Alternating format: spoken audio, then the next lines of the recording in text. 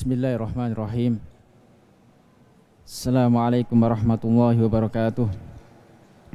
Innal hamdalillah nahmaduhu wa nasta'inuhu wa nastaghfiruh wa na'udzu billahi min syururi anfusina wa sayyiati a'malina. May yahdihillahu fala mudhillalah wa may yudlil fala hadiyalah. Asyhadu an la ilaha illallah wahdahu la syarikalah wa asyhadu anna Muhammadan abduhu wa rasuluh. Amma ba'd, fa inna asdaqal hadis kitabullah wa khairul hadi hadi Muhammadin sallallahu alaihi wasallam wa syarrul umuri muhdatsatuha fa inna kulla muhdatsatin bid'ah wa kulla bid'atin dhalalah wa kulla dhalalatin finnar. Ayyuhal ikhwah dan juga para pemirsa Al-Furqan TV, para pendengar suara Al-Furqan, rahimani wa rahimakumullah. Mudah-mudahan Allah Subhanahu wa taala merahmati kita semua.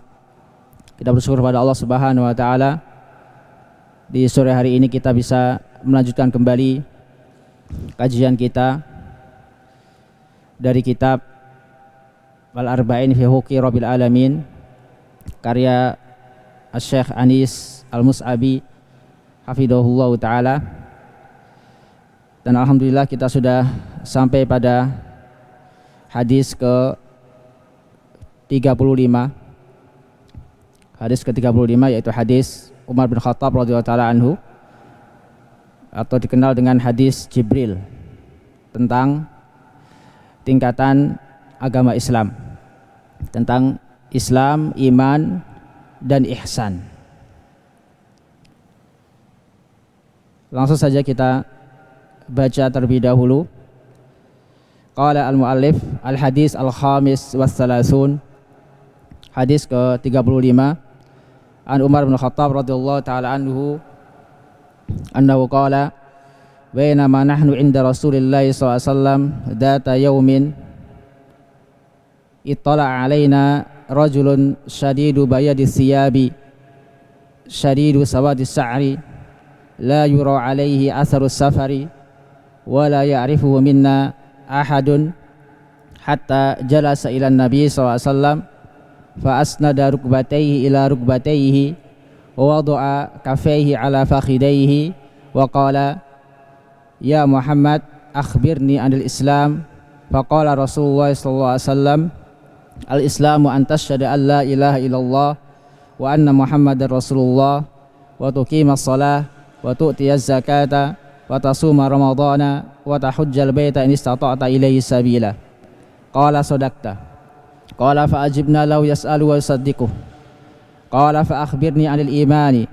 Qala an tu'mina billahi wa malaikatihi wa kutubihi wa rusulihi wal yaumil akhir wa tu'mina bil qadari khairihi wa syarrihi. Qala sadaqta. Qala fa akhbirni 'anil ihsani. Qala an ta'budallaha ka'annaka tarahu fa in lam takun tarahu fa innahu yaraka. Qala fa akhbirni 'anis sa'ah. Qala mal mas'ulu 'anha bi'a'lamu minas sa'il. Qala fa akhbirni 'an amaratiha. Qala an talidal amatu rabbataha wa an taral khufatal uratal 'alata ri'a asy-sya'i yatatawaluna fil bunyan. Qala thumma intalaqa falabistu maliya thumma qala li ya Umar atadri manis sa'il. Qultu Allah wa rasuluhu a'lam. Qala fa innahu Jibril atakum yu'allimukum dinakum. Dari sahabat Umar bin Khattab radhiyallahu taala anhu, beliau berkata, bainama nahnu inda Rasulillah sallallahu alaihi wasallam data yaumin. Suatu hari tatkala kita bersama atau di sisi Rasulullah sallallahu alaihi wasallam, ittala alaina rajulun syadidu bayadis siyab. Tiba-tiba datang kepada kami seorang yang sangat putih bajunya, syadidu sawadis syar, yang sangat hitam rambutnya, la yura alaihi atharus safar, tidak terlihat padanya bekas safar, wala ya'rifu minna ahad, dan tidak ada seorang pun yang dari kita yang mengenalinya. Hatta jalasa ila Nabi sallallahu alaihi wasallam, sampai dia duduk kepada Nabi sallallahu alaihi wasallam, fa asnada rukbatayhi ila rukbatayhi, maka dia menempelkan kedua lututnya ke lutut Nabi SAW. Wada'a kaffayhi ala fakhidayhi, dan beliau meletakkan kedua telapak tangannya di atas kedua paha Nabi SAW. Wa qala, kemudian dia berkata atau bertanya kepada Nabi SAW, ya Muhammad, akhbirni anil Islam, kabarkanlah kepadaku tentang Islam. Faqala Rasulullah SAW, maka Rasulullah SAW menjawab, al-Islamu an tasyhada an la ilaha illallah. Islam itu engkau bersaksi bahwasanya tidak ada sesembahan yang benar kecuali Allah Subhanahu wa taala. Wa anna Muhammadar Rasulullah, dan engkau bersaksi bahwasanya Muhammad adalah Rasulullah. Wa tuqimas shalah, dan engkau mendirikan salat. Wa tu'tiyaz zakah, membayar zakat. Wa tasuma Ramadan, berpuasa Ramadan. Wa tahujjal baita in istata'ta ilaihi sabila, dan engkau pergi haji jika engkau mampu. Jika engkau mampu menuju Baitullah, yaitu Makkah. Qala sodaqta, maka orang tersebut berkata, sodaqta, engkau benar. Qala fa'ajibna lahu yas'aluhu wa yusaddiquhu. Qala di sini adalah Umar, maka Umar berkata fa'ajibna lahu yas'aluhu, maka kami pun heran. Dia bertanya, dia pun membenarkan jawaban dari Nabi SAW. Qala fa'akhbirna lil iman. Kemudian orang tersebut bertanya lagi, kabarkan kepadaku tentang iman. Ini pertanyaan kedua. Qala, Nabi SAW menjawab, antu'mina billah. Iman itu engkau beriman kepada Allah Subhanahu wa taala. Wa malaikatihi, engkau beriman kepada malaikatnya. Wa kutubihi, kepada kitab-kitabnya. Wa rusuli, kepada rasul-rasulnya. Wal yaumil akhir, dan engkau beriman kepada hari akhir. Wa tu'mina bil qadari khairi wa syarri, dan engkau beriman dengan takdir Allah Subhanahu wa taala, baik yang baik maupun yang buruk. Qala sodaqta. Kemudian orang tersebut berkata, sodaqta, engkau benar. Engkau benar. Qala, kemudian dia bertanya lagi, pertanyaan ketiga, fa akhbirni anil ihsan. Kabarkanlah kepadaku tentang al-ihsan. Maka Nabi SAW menjawab, qala anta budallah ka'annaka tarahu, yaitu engkau beribadah kepada Allah Subhanahu wa taala seakan-akan engkau melihat Allah Subhanahu wa taala. Fa illam takun tarahu fa innahu yarak, dan jika engkau tidak melihat Allah, maka sesungguhnya Allah melihatmu. Qala fa akhbirni anis saah. Kemudian dia bertanya lagi, pertanyaan keempat, kabarkanlah kepadaku tentang hari kiamat. Maka Rasulullah SAW menjawab, qala mal mas'ulu anha bi'a'lam minas sa'il. Mal mas'ulu, tidaklah yang ditanya itu lebih mengetahui daripada yang bertanya. Artinya Nabi SAW tidak mengetahui kapan terjadinya hari kiamat. Qala fa akhbirni an amaratiha. Ini pertanyaan kelima. Fa akhbirni an amaratiha, kabarkanlah kepadaku tentang tanda-tanda hari kiamat. Maka Rasulullah SAW menjawab, antalidal amatu rabbataha, yaitu tatkala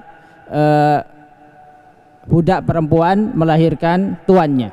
Wa antarul khufatal uratal ala tari'a asya yatatawaluna fil bunyan, dan engkau melihat para orang-orang yang tidak memakai sandal, yang bertelanjang, yang miskin, para pengembala, yang mana mereka berlomba-lomba membangun bangunan atau mendirikan bangunan. Qala summan talaqa falabistu maliyan. Kemudian Umar radhiyallahu taala anhu berkata, summan talaqa falabistu maliyan. Kemudian orang tersebut pergi, maka aku pun diam sejenak, falabistu maliyan. Summa qala li, kemudian Nabi SAW berkata kepadaku, ya Umar, wahai Umar, atadri manis sa'il, tahukah engkau siapakah yang bertanya tadi? Qultu Allah wa rasul alam. Umar menjawab, aku tidak, Allah dan Rasulnya lebih mengetahui. Qala fa innahu Jibril atakum yu'allimukum dinakum. Dia adalah Jibril yang datang kepada kalian untuk mengajarkan agama kalian. Rawahu Muslim. Ayyuhal ikhwa azanillahu wa iyyakum. Hadis ini terdapat kisah di balik riwayat Umar bin Khattab radhiyallahu taala anhu. Bahwasanya ada seorang tabi'in, dua orang tabi'in di musim haji mendatangi Ibnu Umar radhiyallahu taala anhu. Mendatangi Ibnu Umar radhiyallahu taala anhu, bertanya kepada Ibnu Umar.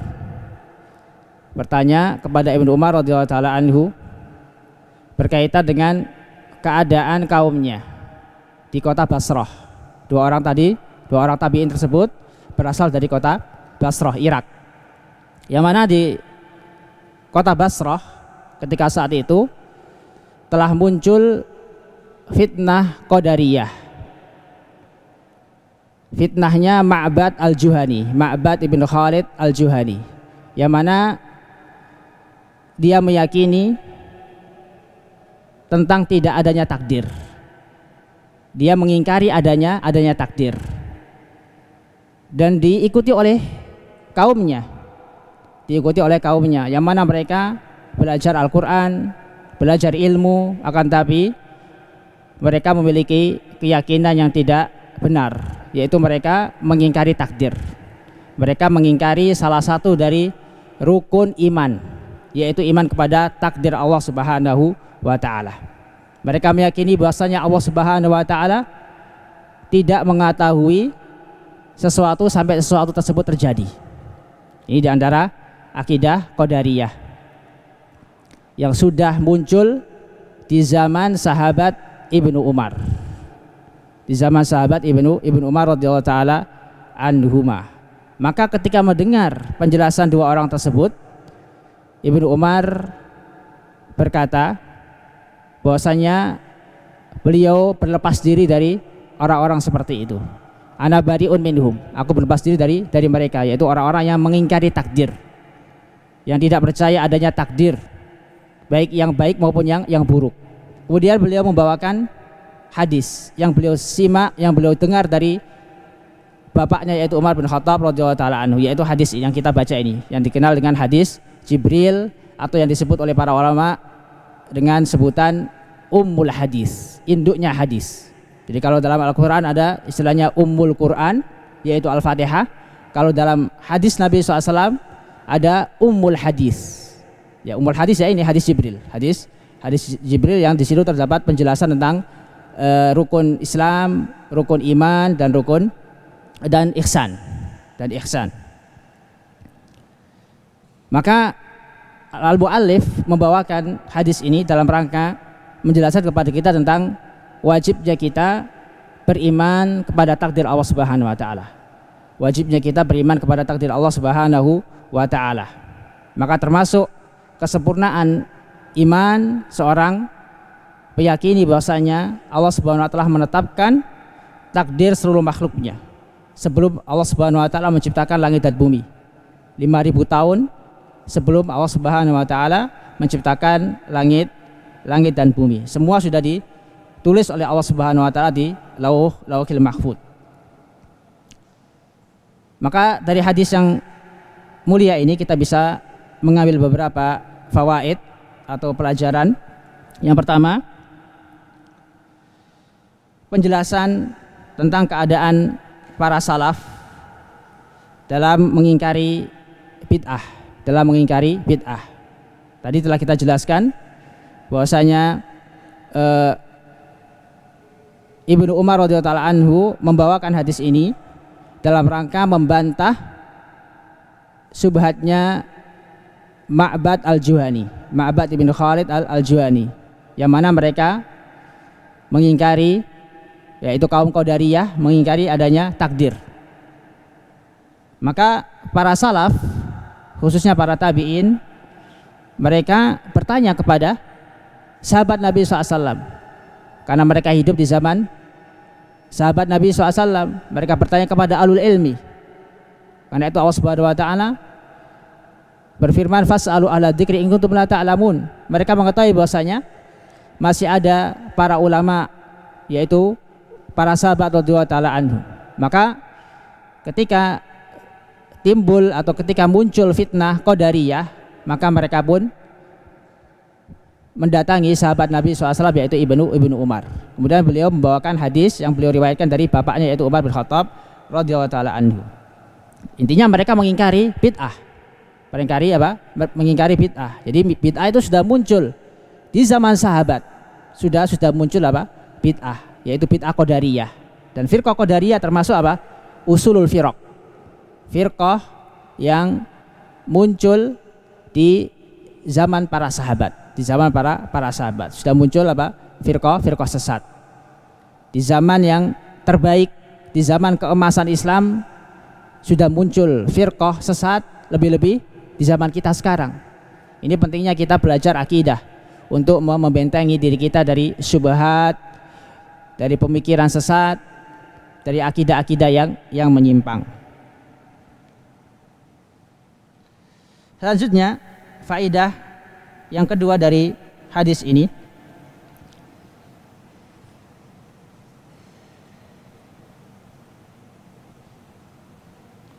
dalam hadis ini terdapat penjelasan tentang keadaan Jibril.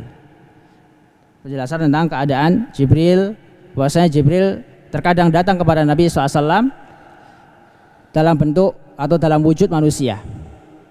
Di sini Jibril mendatangi Nabi SAW dalam bentuk manusia atau dalam wujud manusia.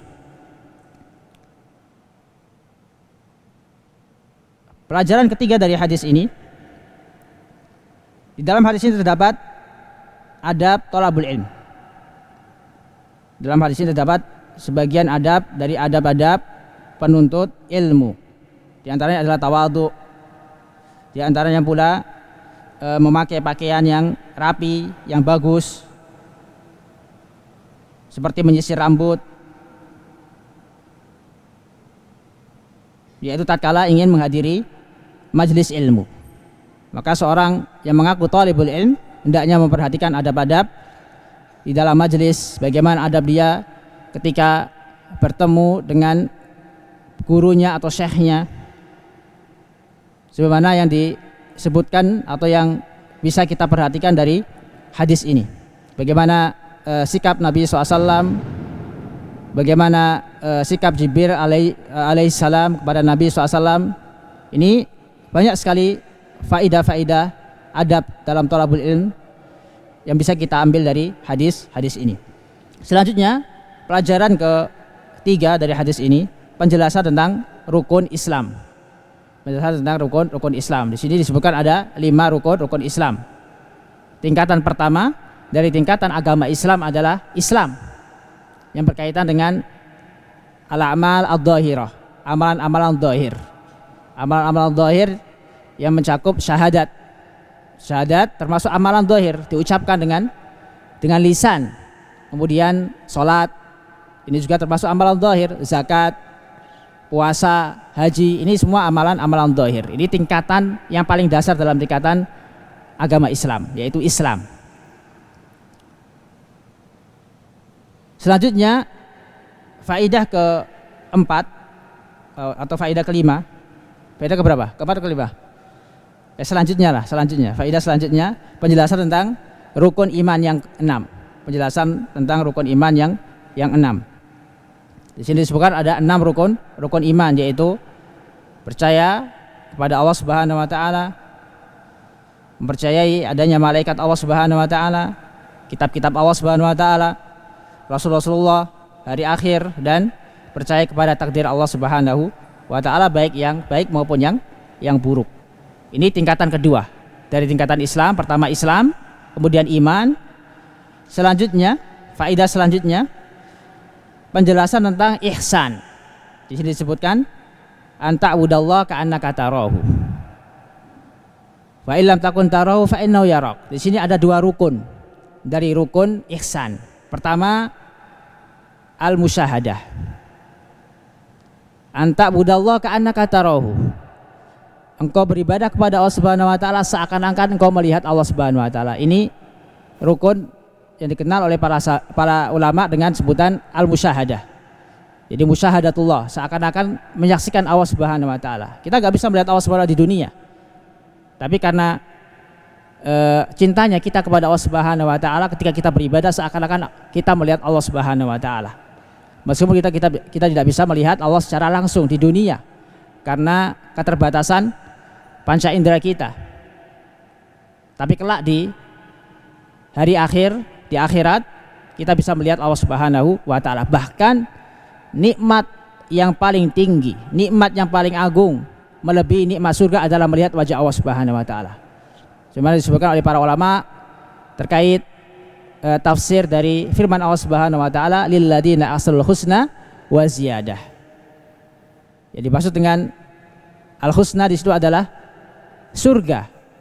Sedangkan az-ziyadah adalah melihat wajah Allah Subhanahu wa taala. Ini adalah nikmat tertinggi yang akan dinikmati oleh setiap muslim kelak di akhirat, yaitu masuk surga dan melihat wajah Allah Subhanahu wa taala. Rukun kedua dari ihsan adalah muraqabah. Diambil dari fa illam takun tarahu fa innahu yaraka. Jikalau engkau tidak bisa melihat Allah Subhanahu, maka sesungguhnya Allah melihatmu. Maka sesungguhnya Allah melihatmu. Ini muraqabah. Merasa diawasi oleh Allah Subhanahu wa taala. Merasa senantiasa diawasi oleh Allah Subhanahu wa taala. Jadi ihsan ada dua tingkatan, ada dua rukun. Pertama musyahadah, yang kedua muraqabah. Nah, ihsan ini termasuk tingkatan yang paling tinggi dari tingkatan agama Islam. Tingkatan paling tinggi, yang mana orang yang sudah mencapai ihsan, dia termasuk orang yang kamilul iman, yang sempurna imannya. Yang sempurna imannya. Selanjutnya, faedah selanjutnya, hadis ini menunjukkan bahwa Nabi SAW tidak mengetahui kapan terjadinya hari kiamat. Hadis ini menunjukkan bahwa Nabi SAW tidak mengetahui kapan terjadinya hari kiamat. Karena itu Nabi SAW ketika ditanya, fa akhbirni anis sa'ah, beritahukan kepadaku kapan hari kiamat. Maka Nabi SAW menjawab, mal mas'ulu anna bi'a'lamu minas sa'il, yang ditanya lebih tidak mengetahui daripada yang bertanya. Artinya beliau tidak mengetahui kapan terjadinya hari kiamat. Ini sebagai bantahan bagi orang-orang yang mengaku-ngaku bahwasanya kiamat terjadi di hari tertentu atau tahun tertentu. Ini sebagai jawaban atau bantahan bagi orang-orang yang mengetahui, yang mengaku-ngaku bahwasanya kiamat terjadi di hari tertentu atau waktu-waktu tertentu. Yang kita ketahui adalah hari kiamat akan terjadi di hari Jumat saja. Ataupun kapannya kita nggak tahu. Kapannya kita tidak tahu. Yang sampai kepada kita dari Nabi SAW bahwasanya hari kiamat terjadi di hari Jumat. Dan juga yang kita ketahui adalah berkaitan dengan tanda-tanda hari kiamat. Karena itu di sini Nabi SAW ditanya oleh Jibril. Ketika beliau SAW tidak mengetahui kapan terjadi hari kiamat, beliau ditanya dengan pertanyaan kelima, fa akhbirni an amaratiha. Kalau gitu beritahukan kepadaku tentang tanda-tanda hari kiamat. Maka di sini bisa kita mengambil pelajaran selanjutnya atau faedah selanjutnya, bahwasanya hari kiamat itu memiliki tanda-tanda, baik tanda-tanda kecil maupun tanda-tanda besar. Ada istilahnya asyratus sa'ah al-kubra, tanda-tanda hari kiamat yang besar, seperti terbitnya matahari di barat, keluarnya Dajjal, keluarnya Ya'juj Ma'juj, keluarnya Imam Mahdi. Ini termasuk tanda-tanda kiamat yang besar. Adapun ada tanda kiamat kecil seperti banyak terjadi pembunuhan, terjadi bencana, banyak terjadi bencana alam seperti gempa, banjir dan tsunami dan yang lainnya. Ini termasuk tanda-tanda hari kiamat atau tanda-tanda hari kiamat kecil. Dan sampai sekarang yang kita saksikan adalah tanda-tanda hari kiamat kecil. Adapun tanda-tanda hari kiamat besar belum terjadi. Mudah-mudahan kita tidak mendapati tanda-tanda hari kiamat besar. Selanjutnya, pelajaran selanjutnya dari hadis ini. Hadis ini menunjukkan kepada kita tentang bagusnya adab para sahabat. Tentang bagusnya adab atau baiknya adab para sahabat. Kita bisa lihat bagaimana Umar bin Khattab radhiyallahu taala anhu, ketika beliau penasaran siapa orang yang datang kepada Nabi SAW bertanya, kemudian membenarkan, dan tidak ada seorang pun yang tahu orang tersebut. Beliau penasaran, tapi beliau tidak mau langsung bertanya kepada Nabi SAW sampai diberitahukan oleh Nabi SAW secara langsung. Ketika diberitahu oleh Rasulullah SAW, beliau pun dengan sopannya menjawab, Allah wa Rasuluhu a'lam. Allah wa Rasuluhu a'lam, tidak menebak-nebak. Beliau berkata Allah wa Rasuluhu a'lam. Karena apa? Karena beliau tidak tahu. Beliau tidak menebak-nebak atau merasa tahu sehingga menjawab tanpa ilmu. Maka di sini kita bisa mengambil pelajaran kita tidak boleh berkata tanpa ilmu. Tidak boleh kita berkata tanpa ilmu. Kalau kita tidak tahu, maka kita katakan Allahu a'lam. Allahu a'lam. Tapi ini beberapa pelajaran yang bisa kita ambil dari hadis Jibril atau hadis ke-35. Selanjutnya hadis ke-36. Qala al-muallif al-haditsus sadis was salasun.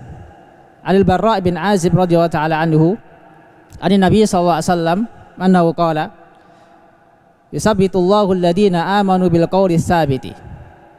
Qala nazalat fi adabil qabri fayuqalu lahu man rabbuk fayaqul rabbi Allah wa nabiyyi Muhammadun sallallahu alaihi wasallam. Falidzalika qauluhu azza wa jalla yusabbitullahu alladhina amanu bil qawli tsabiti fil hayatid dunya wa fil akhirah. Rawahu Muslim. Wa zada Ahmad fi riwayatihi fayaqulani lahu ma dinuk fayaqulu diniya al-islamu. Hadis ke-36 dari sahabat Al-Barra' bin Azib radhiyallahu taala anhu, dari Nabi SAW, beliau bersabda, Allah Subhanahu wa taala berfirman dalam Al-Qur'an dalam surat Ibrahim ayat 27,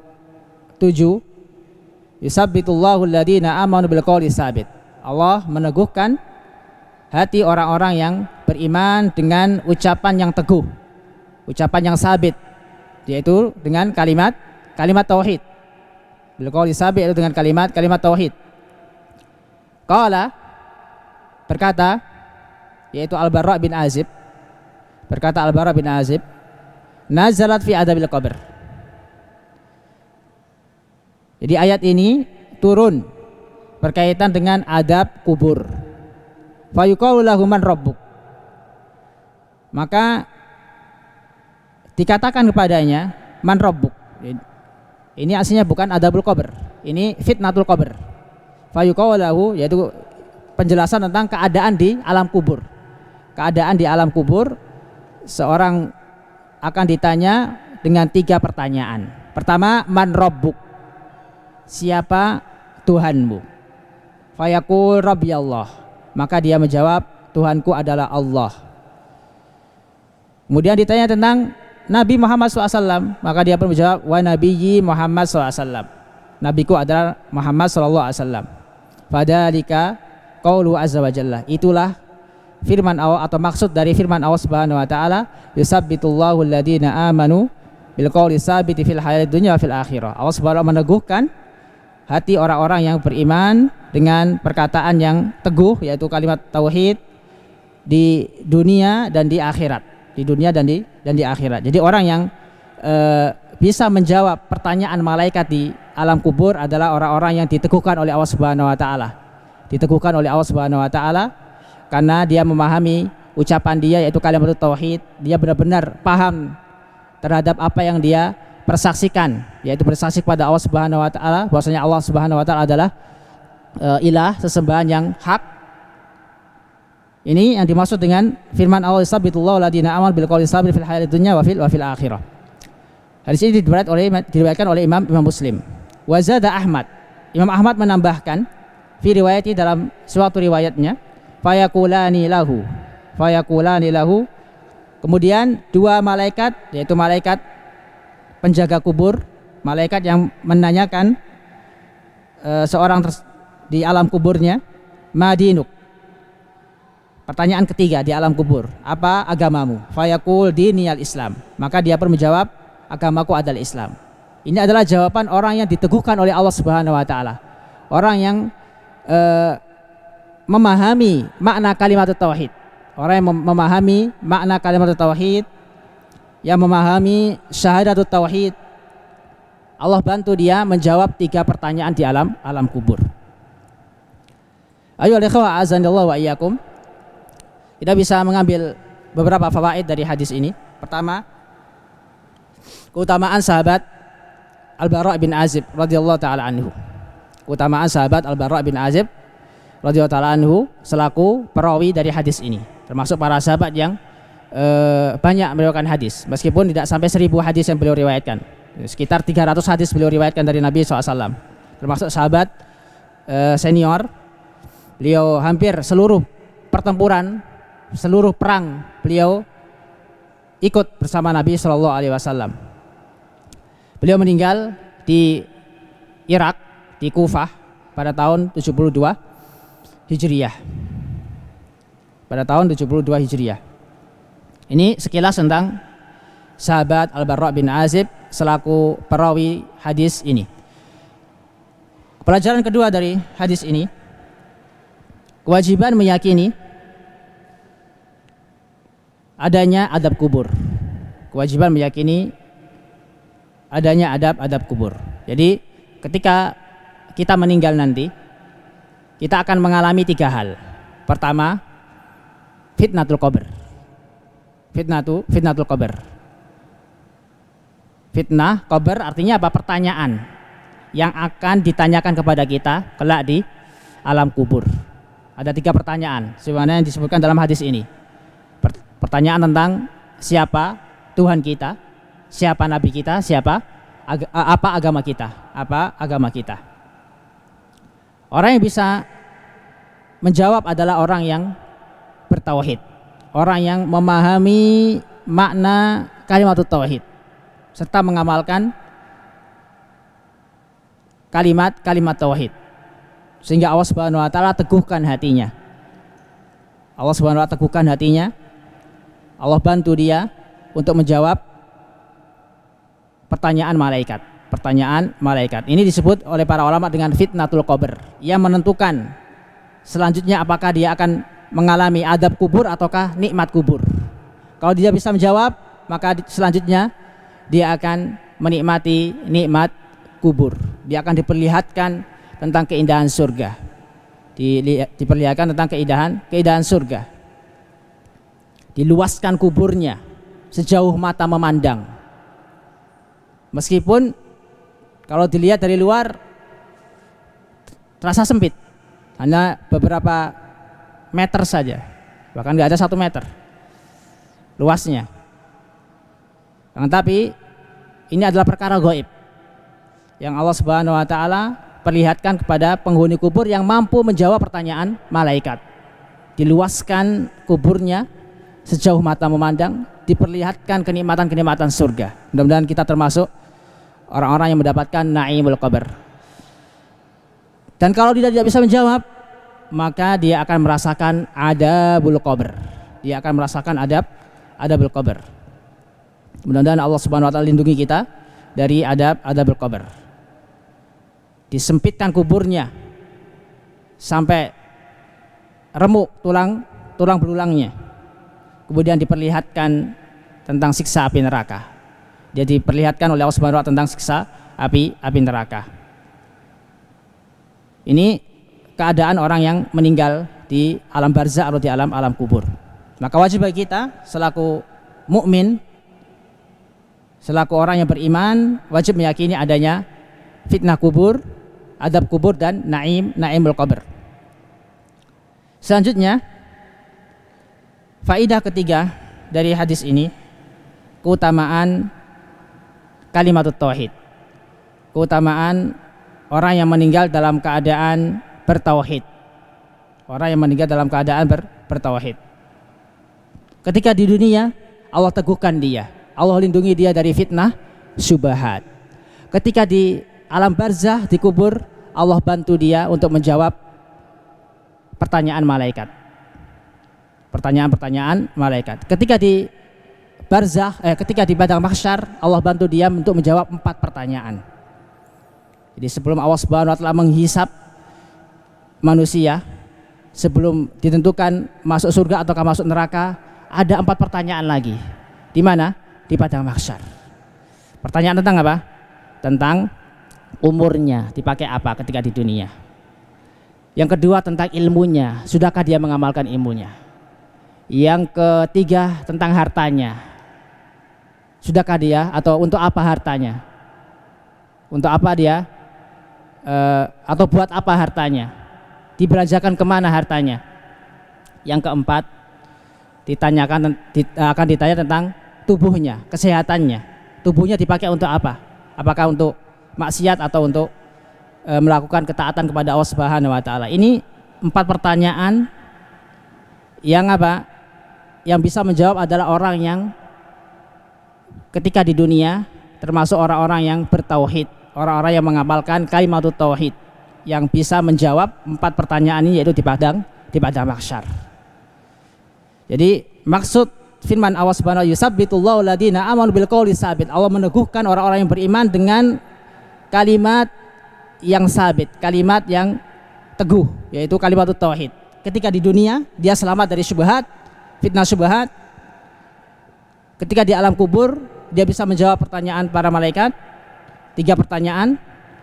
Ketika di padang mahsyar dia bisa menjawab 4 pertanyaan. Selanjutnya,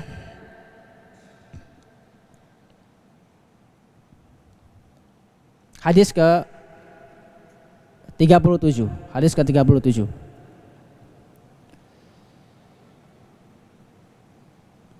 Qala al-muallif hafidhahullah taala al-hadis as-sabi wa salasun an Abi Sa'id al-Khudri radhiyallahu taala anhu annahu qala an-nabiy sallallahu alaihi wasallam la tasubbu ashabi falau anna ahadakum anfaqa misla Uhudin dahaban ma balagha mudda ahadihim wala nasifahu, muttafaqun alaih. Hadis ke-37 dari sahabat Abu Sa'id Al-Khudri radhiyallahu taala anhu, beliau berkata, Rasulullah SAW bersabda, janganlah kalian menghina, janganlah kalian mencela sahabat-sahabatku. Walau anna ahadakum anfaqa misla Uhudin, sekiranya salah satu di antara kalian mengeluarkan hartanya atau berinfak sebesar gunung Uhud,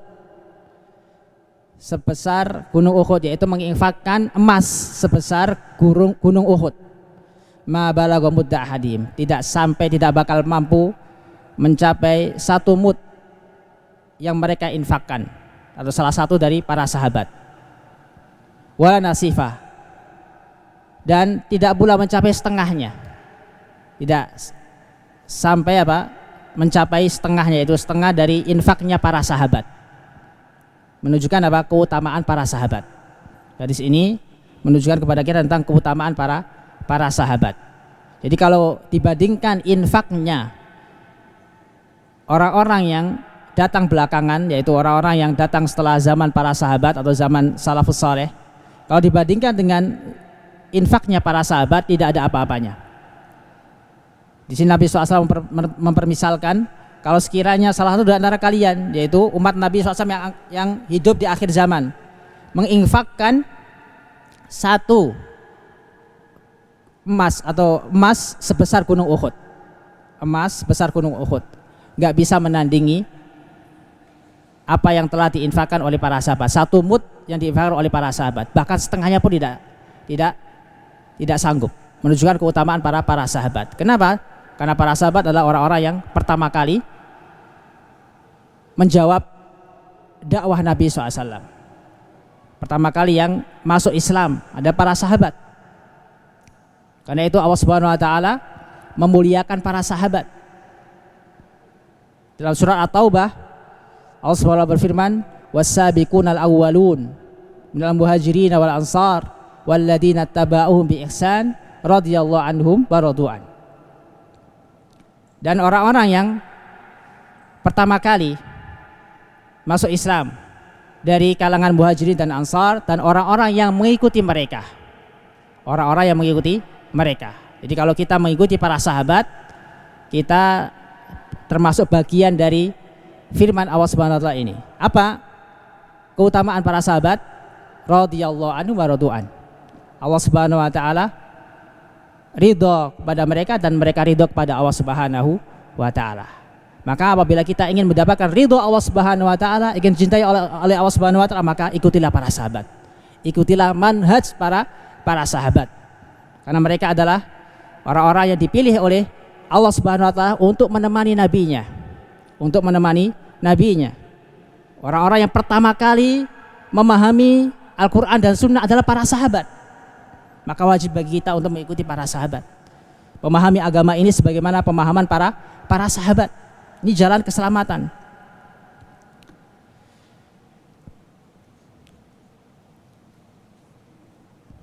Maka di hadis ini kita bisa mengambil beberapa pelajaran penting. Yang pertama, keutamaan sahabat Abu Sa'id Al-Khudri. Keutamaan sahabat Abu Sa'id Al-Khudri radhiyallahu taala anhu. Beliau pertama Sa'ad ibn Malik ibn Sinan. Beliau pertama Sa'ad ibn Malik ibn Sinan. Termasuk sahabat junior. Bapaknya yaitu Malik ibn Sinan termasuk sahabat senior yang meninggal di perang Uhud. Yang meninggal di perang Uhud. Termasuk sahabat yang banyak meriwayatkan hadis. Abu Sa'id Al-Khudri termasuk sahabat yang banyak meriwayatkan hadis dari Nabi SAW. Sekitar 1000 lebih hadis yang beliau riwayatkan dari Nabi SAW. Beliau wafat pada tahun 74 Hijriah. Wafat pada tahun 74 Hijriah. Ini sekilas tentang biografi Abu Sa'id Al-Khudri. Jadi di kalangan para sahabat yang namanya Sa'ad bin Malik itu ada 3. Pertama, Sa'ad bin Abi Waqqas. Sa'ad bin Abi Waqqas itu nama bapaknya itu Malik. Sa'ad bin Malik. Yang kedua ini Abu Sa'id Al-Khudri, Sa'ad bin Malik. Yang ketiga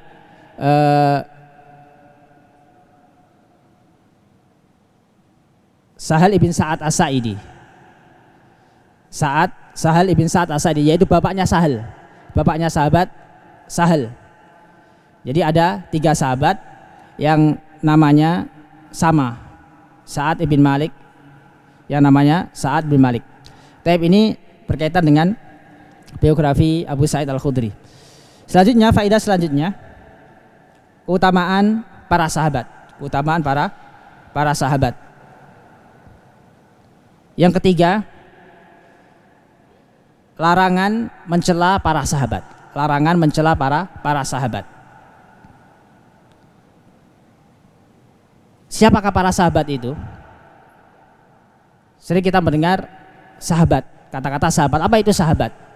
Disebutkan oleh para ulama, diantaranya Al-Hafidz Ibn Hajar, sahabat adalah orang-orang yang berjumpa dengan Nabi SAW, yang hidup di zaman Nabi SAW, beriman kepada Nabi SAW, meninggal dalam keadaan Islam. Meninggal dalam keadaan Islam. Ini ta'rif, penjelasan tentang sahabat. Jadi sahabat adalah orang-orang yang berjumpa dengan Nabi SAW, hidup di zaman Nabi SAW.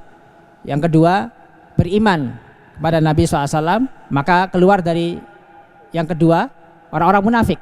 Karena orang-orang munafik menyembunyikan imannya, menyembunyikan kekufurannya. Secara zahir dia mengikuti Rasulullah SAW, tapi apa? Secara batin mereka kufur. Secara batin mereka kufur. Maka keluar dari yang kedua, orang-orang munafik. Orang-orang munafik dan orang-orang musyrik yang tidak mau beriman kepada Nabi SAW. Yang ketiga, meninggal dalam keadaan Islam. Meninggal dalam keadaan Islam.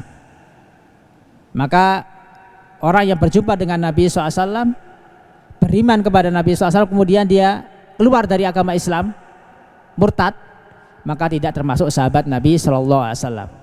Tidak mendapatkan keutamaan sebagai sahabat Nabi SAW.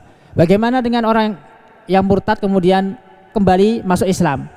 Kembali masuk Islam. Menurut Al-Hafidz Ibn Hajar, dia termasuk sahabat. Dia termasuk sahabat. Karena itu dalam ta'rif sahabat beliau tambahkan walau takhallala biriddah. Meskipun diselingi murtad, kemurtadan. Meskipun diselingi dia keluar dari Islam, kemudian masuk lagi ke dalam agama Islam. Seperti kalau nggak salah ada seorang sahabat yang namanya As'as bin Qais. Kalau nggak salah As'as bin Qais atau Qais bin As'as. Ini salah seorang sahabat yang sempat murtad kemudian kembali lagi masuk Islam. Kembali masuk Islam. Ini sekilas tentang penjelasan atau ta'rif tentang sahabat. Maka termasuk akidah Ahlussunnah wal Jamaah, kita meyakini bahwasanya para sahabat adalah umat terbaik Nabi SAW. Karena itu Nabi SAW dalam suatu hadis mengatakan khairun nasi qarni tsummal ladzina yalunahum tsummal ladzina yalunahum. Sebaik-baik generasi adalah yang hidup di generasiku, yang hidup di zamanku, kemudian setelahnya dan setelahnya, yaitu para tabi'in dan tabi'u at-tabi'in. Di sini kita bisa menyimpulkan juga orang yang mencela para sahabat, bahkan mengkafirkan para sahabat, maka dia dihukumi oleh para ulama sebagai orang yang kafir. Orang yang mengkafirkan Abu Bakar misalnya, atau Umar, atau bahkan mencela, gak sampai mengkafirkan, mencela saja, mencela Ibunda Aisyah, mencela Abu Bakar, Umar, maka dia kafir. Karena ada sebagian firqah yang mencela para sahabat, yang mengeluarkan para sahabat dari Islam, seperti firqah Syiah, kelompok Syiah. Mereka hanya mempercayai sebagian para sahabat saja, sebagian para sahabat dari kalangan Ahlul Bait. Bahkan dari kalangan Ahlul Bait ada sebagian mereka yang tidak mau meyakini atau bahkan mengkafirkan sebagian Ahlul Bait. Ini di antara firqah sesat yang senantiasa mencela para sahabat, yaitu firqah Syiah, Rafidhah. Selanjutnya hadis ke-38. Hadis ke-38. Al-hadis as-samin wa salasun an Ubadah ibn Samit radhiyallahu ta'ala anhu annahu qala da'ana Rasulullah sallallahu alaihi wasallam fabaya'nahu fakana fima akhadha alaina an bay'ana 'ala as-sam'i wa ta'ati fi manshatina wa makrahina wa usrina wa yusrina wa asaratin alaina wa alla nunazi'a al-amra ahlahu. Qala illa antara kufran bawahan indakum minallahi fihi burhanun. Muttafaqun alaih. Hadis ke-38 dari sahabat Ubadah ibn Samit radhiyallahu ta'ala anhu. Beliau berkata, da'ana Rasulullah sallallahu fabayanahu. Rasulullah SAW memanggil kami, mengajak kami masuk Islam, maka kami pun membaiat beliau, mengucapkan janji setia. Baiat artinya mengucapkan janji setia. Ini makna baiat. Fakana fima akhadha alaina. Maka janji setia kami yang diambil oleh Nabi SAW, yang dipegang oleh Nabi SAW, diantaranya adalah an baya'ana ala sam'i wa ta'ah, yaitu Nabi SAW membaiat kami agar senantiasa mendengar dan taat, yaitu mendengar dan taat kepada Nabi SAW, kepada para pemimpin, fi mansyatina wa makrahina, dalam keadaan giat, wa makrohin, atau dalam keadaan yang tidak mengenakkan, dalam keadaan senang maupun keadaan yang tidak mengenakkan, wa usrina wa yusrina, dalam keadaan sulit maupun dalam keadaan lapang, wa asratin alaina, dan agar kita tidak mementingkan urusan bersama, mementingkan urusan bersama, agar senantiasa mementingkan urusan bersama. Sebagian para ulama menjelaskan wa asratin alaina ini ditujukan kepada para pemimpin,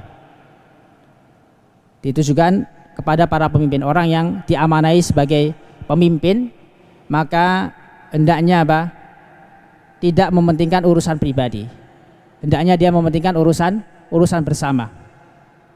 Selanjutnya wa alla nunazi'al amra ahlahu, dan agar kami tidak menggulingkan kekuasaan, agar kami tidak menggulingkan kekuasaan dari ahlinya.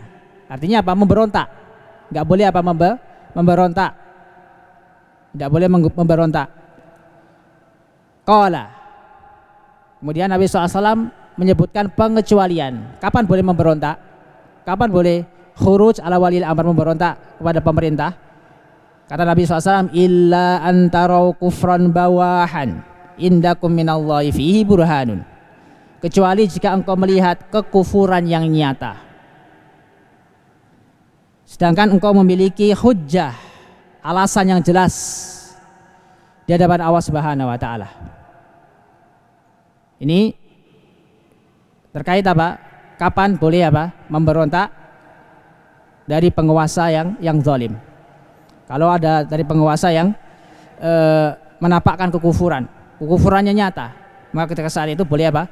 Boleh memberontak. Maka jika pemimpin tersebut masih muslim, menampakkan syariat-syariat Islam, bahkan syiar-syiar Islam ditegakkan di negara tersebut, maka apa? Tidak boleh kita memberontak. Kita wajib apa? As-sam'u wa ta'ah. Wajib mendengar, wajib taat kepada waliul amr, pemerintahan muslim. Ma'asyiral muslimin rahimani wa rahimakumullah. Hadis ini terdapat beberapa faedah. Yang pertama, keutamaan sahabat Ubadah ibn Samit. Keutamaan sahabat Ubadah ibn Samit selaku perawi hadis ini. Beliau termasuk sahabat Nabi SAW. Beliau meninggal pada tahun 34 Hijriah. Beliau meninggal pada tahun 34 Hijriah. Radhiyallahu taala anhu. Faedah selanjutnya berkaitan dengan baiat. Di antara baiat para sahabat kepada Nabi SAW, atau wajibnya berbaiat kepada Nabi SAW. Wajibnya berbaiat kepada Nabi SAW. Ini khusus siapa? Khusus kepada para sahabat ketika saat itu. Dan juga berlaku pada zaman sekarang. Ketika telah ditetapkan seorang pemimpin dalam suatu negara, maka wajib kita membaiat. Wajib kita membaiat dia. Wajib kita membaiat, yaitu membaiat pemimpin yang resmi. Pemimpin yang resmi yang sudah ditetapkan.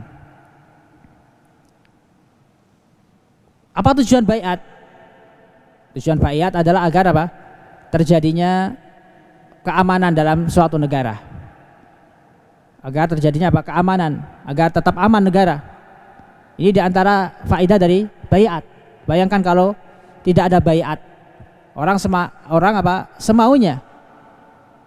Ketika ada pemimpin yang zalim, ada hak yang ditahan oleh pemimpin, semakin berani orang-orang. Akhirnya apa? Timbul permusuhan, kerusakan, demo dan yang lainnya. Sehingga apa? Terjadi kerusakan, dicabutnya rasa aman. Ini yang tidak kita harapkan.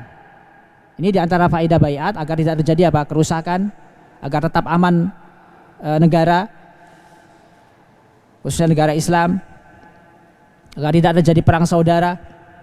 Karena itu dalam hadis ini, di antara isi baiat para sahabat atau janji setia para sahabat yang diminta oleh Nabi SAW, yang pertama adalah agar senantiasa as-sam'u wa ta'ah, mendengar dan taat. Mendengar dan taat. Karena itu Allah Subhanahu wa taala berfirman, wa atiullaha wa atiur rasul wa ulil amri minkum. Taatilah Allah, taatilah Rasulnya, dan ulil amri. Taatilah ulil amri. Para ulama menjelaskan yang dimaksud dengan ulil amri yaitu para pemerintah atau para ulama. Pemerintah atau para ulama. Adapun dahulu seorang ulama ada yang menjabat sebagai pemimpin negara. Seperti Khalifah Abu Bakar, Umar. Beliau ulil amri yang mengurusi pemerintahan Islam ketika saat itu. Beliau juga termasuk ulama sahabat, ulama dari kalangan sahabat. Untuk zaman sekarang, maka waliul amr adalah dua, berarti ulama dan juga orang-orang yang memegang tampuk pemerintahan, seperti presiden dan bawahannya, seluruh jajarannya, dari presiden dari atas sampai bawah RT. Mereka adalah waliul amr, wajib kita taat dan patuh kepada mereka. Gak boleh kita berontak, kecuali kalau kita disuruh untuk berbuat maksiat. La ta'ata li makhluqin fi maksiatil khaliq. Tidak ada taat dalam urusan bermaksiat kepada Allah Subhanahu wa taala. Jadi selama mereka mengajak kepada kebaikan, maka wajib kita taat dan patuh. Tidak boleh kita memberontak. Maka apa yang terjadi? Yang terjadi adalah keamanan. Terjadi keamanan di suatu negara, di lingkungan. Ini kalau kita terapkan hadis ini.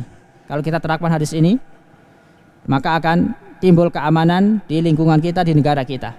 Karena itu termasuk perbuatan yang dilarang adalah demo. Demo haram dalam Islam. Karena kebanyakan demo tidak mendatangkan kebaikan. Kebanyakan apa? Kerusakan. Setelah demo terjadi apa? Kerusakan.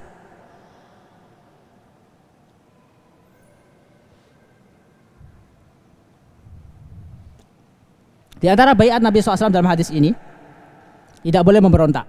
Tidak boleh memberontak. Di antara pesan dari hadis ini juga, hendaknya kita sabar. Sabar menghadapi pemimpin yang zalim. Pemimpin yang mementingkan apa? Urusan pribadinya. Wajib kita apa? Sabar. Kita sabar. Kalau bisa kita doakan. Kita doakan agar apa? Agar diberikan hidayah oleh Allah Subhanahu wa taala. Jangan malah memberontak. Jangan memberontak atau menyebutkan aibnya di mimbar-mimbar, di media-media sosial. Ini malah akan membuat apa? Gaduh. Membuat orang apa? Semakin benci kepada pemimpin. Atau kita bisa menasihati secara pribadi. Bisa menasihati secara pribadi. Karena tujuan taat dan patuh kepada pemimpin adalah agar terciptanya rasa aman, agar tidak terjadi kerusakan di suatu lingkungan atau negara. Kemudian di sini Nabi SAW mengatakan, illa antara kufran bawahan indakum minallahi fihi burhanun. Ini faidah selanjutnya, bolehnya memberontak apabila apa? Apabila terjadi kekufuran yang nyata. Apabila pemimpin melakukan kekufuran yang nyata, yang kita memiliki alasan yang kuat untuk memberontak di hadapan Allah Subhanahu wa taala. Dan harus punya kekuatan. Kalau nggak punya kekuatan sama seperti apa? Bunuh diri. Sama seperti apa? Bunuh diri. Jadi tidak hanya sekedar kekufuran yang nyata, tapi harus punya kekuatan juga. Punya kekuatan. Karena itu orang-orang Islam yang tinggal di negeri-negeri kafir belum tidak wajib mereka untuk memberontak. Karena apa? Karena mereka tidak memiliki kekuatan. Mereka minoritas. Mereka apa? Minoritas. Maka kita bersyukur kepada Allah Subhanahu wa taala, kita hidup di negara Islam, negara yang ditegakkan syiar-syiar Islam. Negara yang ditegakkan syiar-syiar Islam. Maka pesan dari mu'alif melalui hadis ini bahwasanya orang yang muwahhid, orang yang bertauhid kepada Allah Subhanahu wa taala adalah orang yang mentaati waliul amr, yang taat dan patuh kepada waliul amr meskipun dia zalim. Meskipun dia zalim, selama tidak menampakkan kekufuran, selama syiar Islam masih ditegakkan, maka wajib taat dan patuh. Wajib taat dan patuh. Wallahu taala alam. Selanjutnya hadis terakhir, hadis ke-39. Al-Irbad bin Sariyah radhiyallahu taala anhu qala wa adana Rasulullah sallallahu alaihi wasallam yauman ba'da salatil ghadati mau'idatan balighatan darafat minhal uyunu wa wajilat minhal qulubu faqala rajulun inna hadhihi mau'idatu muwadda'in famada ta'hadu ilaina ya Rasulullah qala usikum bitaqwallah wasam'i wa ta'ah wa in abdun habasyiyun fa innahu man ya'is minkum ba'di fa innahu man ya'is minkum yara ikhtilafan katsira wa iyyakum wa muhdatsatil umuri fa innaha dhalalatun faman adraka dzalika minkum fa alaihi bisunnati wa sunnatil khulafa'ir rasyidin al mahdiyyin addu 'alaiha bin nawajidi rawahu Tirmidzi. Hadis ke-39. Jadi munasabahnya pas. Hadis terakhir tentang wasiat perpisahan. Wasiat perpisahan. Al-Irbad bin Sariyah, dari sahabat Irbad ibn Sariyah radhiyallahu taala anhu. Beliau sahabat Nabi SAW yang wafat pada tahun 70 Hijriah. Beliau berkata, wa adana Rasulullah SAW yauman. Suatu ketika Nabi SAW memberikan kita nasihat. Kapan? Ba'da salatil ghada, setelah salat subuh. Mau'idatan balighatan darafat minhal uyun wa wajilat minhal qulub. Sebuah nasihat yang mendalam, yang membuat air mata ini berlinang, yang membuat hati ini tergoncang, menunjukkan apa? Ini adalah wasiat terakhir Rasulullah sebelum beliau meninggal. Sebelum Rasulullah SAW meninggal, para sahabat seakan-akan merasakan bahwa ini adalah wasiat perpisahan. Wasiat perpisahan. Faqala rajulun, maka salah seorang sahabat berkata, inna hadhihi mau'idatu muwadda'in, sungguhnya ini adalah wasiat perpisahan. Famada ta'hadu ilaina ya Rasulullah, apa yang engkau pesankan kepada kami wahai Rasulullah? Apa yang engkau wasiatkan kepada kami wahai Rasulullah? Qala usikum bitaqwallahi was-sam'i wat ta'ah. Aku wasiatkan kepada kalian agar senantiasa bertakwa kepada Allah Subhanahu wa taala, senantiasa mendengar dan taat, yaitu kepada waliul amr, mendengar dan taat pada Allah dan Rasulnya.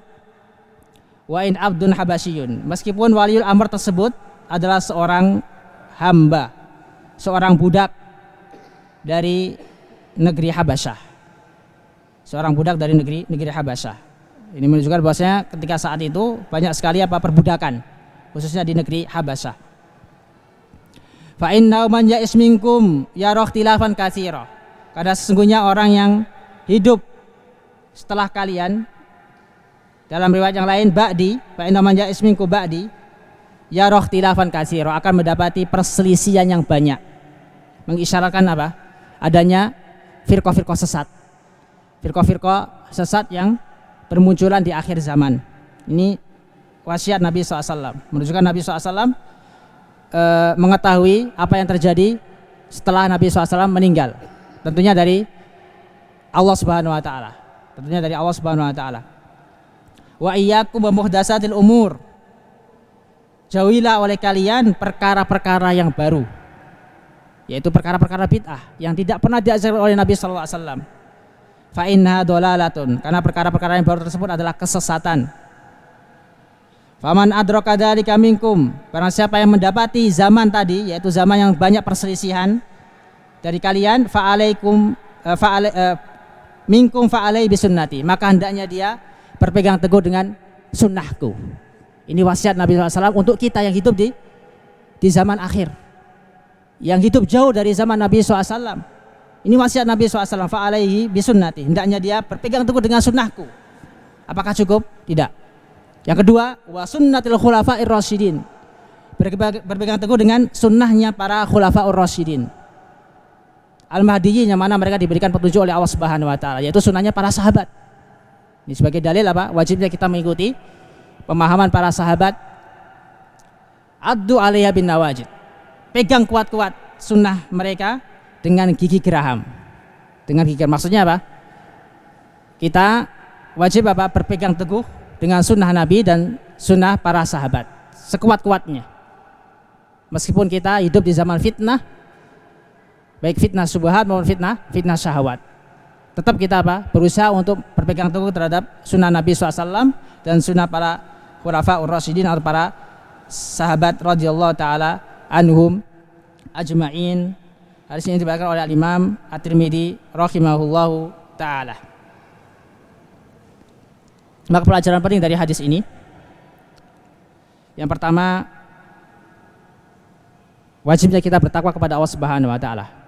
Wajibnya kita bertakwa kepada Allah Subhanahu wa taala. Ini adalah wasiat pertama yang beliau wasiatkan kepada para sahabat sebelum beliau dipanggil oleh Allah Subhanahu wa taala. Yang kedua, wasiat agar senantiasa taat dan patuh kepada waliul amr. Wasiat agar senantiasa taat dan patuh kepada waliul amr, kepada pemimpin. Yang ketiga, bahwasanya kelak di akhir zaman akan terjadi perselisihan yang banyak. Akan terjadi perselisihan yang banyak. Munculnya firqah-firqah sesat di akhir zaman. Angkat Nabi SAW memberikan solusi. Ketika sudah muncul perselisihan yang banyak, maka hendaknya kita apa? Berpegang teguh kepada sunnah Nabi SAW. Ini jalan keselamatan. Jadi faedah selanjutnya, jalan keselamatan dalam menghadapi perselisihan di akhir zaman adalah dengan mengikuti sunnah Nabi SAW dan sunnah para sahabat radhiyallahu ta'ala anhum ajma'in. Jadi kalau kita ingin selamat, maka ikutilah pemahaman para sahabat, ikutilah sunnah Nabi SAW dan berpegang teguhlah kepada sunnah Nabi dan sunnah para khulafaur rasyidin al-mahdiyyin. Wallahu ta'ala alam. Mungkin sampai di sini penjelasan kami tentang kitab Al-Arba'in fi Huquqi Rabbil Alamin. Mudah-mudahan kita bisa mengamalkan hadis-hadis yang dibawakan oleh Syekh Anis Al-Mus'abi rahimahullahu ta'ala, dan apabila ada kesalahan selama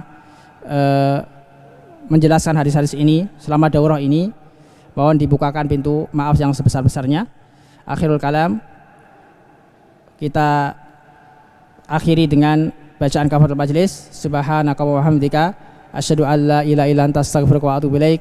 Wa sallallahu ala nabiyyina Muhammadin wa ala alihi washabihi wasallam. Wa akhiru da'wana alhamdulillahi rabbil alamin. Wassalamualaikum warahmatullahi wabarakatuh.